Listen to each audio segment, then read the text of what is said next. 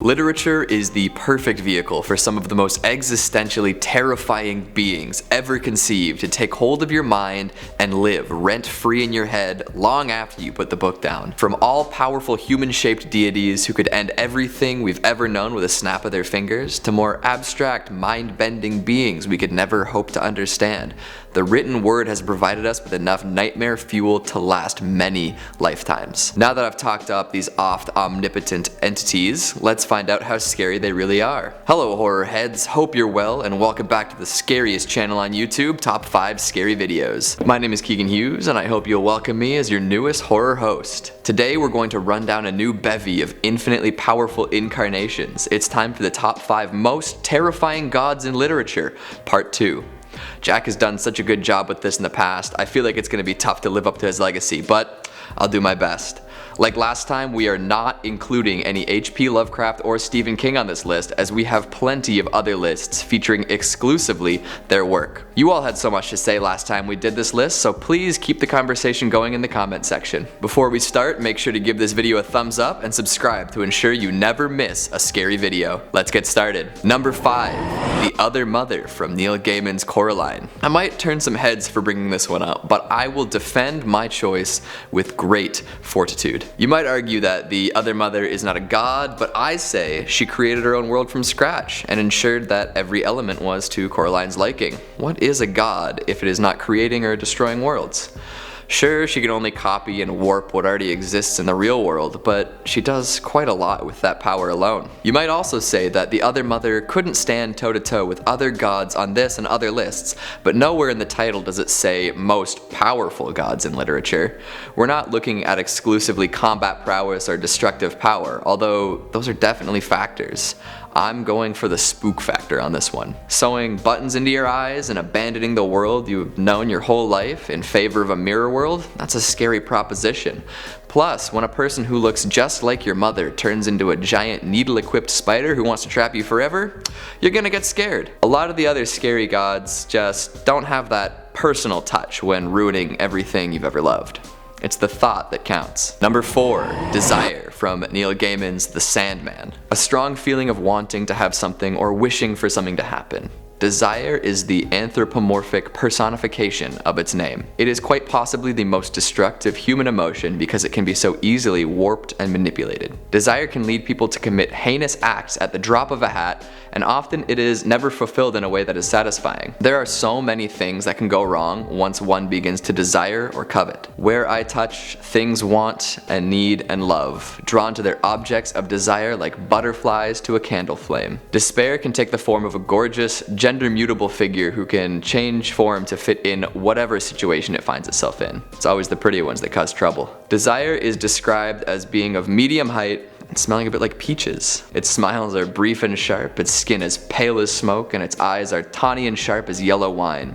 It has 2 shadows, one black and sharp, the other translucent and wavering. Within the Sandman mythos, Desire is the most casually cruel of the endless. Forever meddling in the affairs of its siblings, it constantly acts without considering the consequences of its actions. Much meddling results in dire consequences, and at many points these consequences could have almost world-shattering results. This flippant behavior from one graced with the powers of the endless is hugely horrifying because it can cause so much to go wrong with seemingly no meaning. Again, it's the human touch that makes this so scary. We discussed another one of the endless, despair, in our last video and found out plenty about what makes a being like that so terrifying. However, it's hard to imagine despair even existing without first the existence of desire. It's an interesting proposition. Can one feel despair without ever knowing what they desire? Number 3. Odium from Brandon Sanderson's The Stormlight Archive. I am emotion incarnate. I am the soul of the spren and of men. I am lust, joy, hatred, anger, and exaltation. I am glory and I am vice. I am the very thing that makes men men. You picking up on a theme yet? Human traits are scary in an omnipotent being. We can't be trusted with that kind of power, why should they? One of the 16 shards, or pieces of the power of creation, Odium is a godlike being who has already killed others on his level. Following the Shattering, an event where the creator god was killed by 16 people, Odium was one of the shards that came to be. After ascending, he methodically sought out and killed 4 other shards: devotion, domination, ambition, and honor. A god that kills other gods is nothing to mess with. Some say that Odium is the wrath of a god, destroying all that dare to defy it. This is a pretty scary notion, as anyone who does anything outside of what Odium deems acceptable may be destroyed without a second thought. However, how Odium describes himself could be even more terrifying. He sees himself as passion, a shard of emotions, especially excessive emotions. Excessive emotions left unchecked can lead to highly destructive results. Whole worlds obliterated in the name of passion. Countless lives ended because of a disagreement between 2 individuals. Although there is a third and possibly more accurate description of Odium: hatred. This seems to line up well with his actions and allows us to come closer to understanding his intent. With powerful magic like Void Light and Void Binding at his disposal, and an army of Fuse at his beck and call, we do not want Odium giving in to passion or hatred. A whole lot could be at stake. Number 2. Diablo, the prime evil from Diablo. He is the root of all fears, buried deep within mortal minds. He is the nightmare that awakens us, sweating in the dark. He is an entity of pure malevolence and depthless evil. Diablo is so powerful, so capable of instilling terror, he is incapable of feeling fear. Now that is scary. Not that you could convince him that. I know that Diablo does not have roots in literature, but there are plenty of Diablo tomes floating around our earthbound world. In 2002's Diablo, Kingdom of Shadow, the prime evil attempts to open a passage between Hell and Sanctuary. If Sanctuary isn't safe from Hellfire, where is? He, as the most creative and far-sighted of the 3 prime evils, has a great capacity for cruelty on all planes he inhabits. Much like the Lovecraftian son of Azathoth, Nyarlathotep, Diablo sees himself as an artist of terror. He does not seek satisfaction in the form of conquest, but instead from the terror he instills in all of his victims. It could even be said that he's the embodiment of terror itself. Possessing powerful magical and physical capabilities, once awoken, Diablo is an extremely dangerous being. Even if defeated or sealed away, there's always another way for the prime evil to make its way back into the waking world. Like a good horror movie villain, you can't keep Diablo down for long. Number 1, we've got the God Hand and the idea of evil from Berserk. Berserk is a manga that does not pull any punches. Extreme violence and sexual themes run throughout this long-running series as it struggles with ideas ranging from isolation to camaraderie to the fundamental nature of human beings. Good and evil come up a lot, and no beings embody evil better than the God Hand. I'll group them all into one entity serving the idea of evil because that makes things a little more neat and tidy for the purpose of this list. Got a problem with it?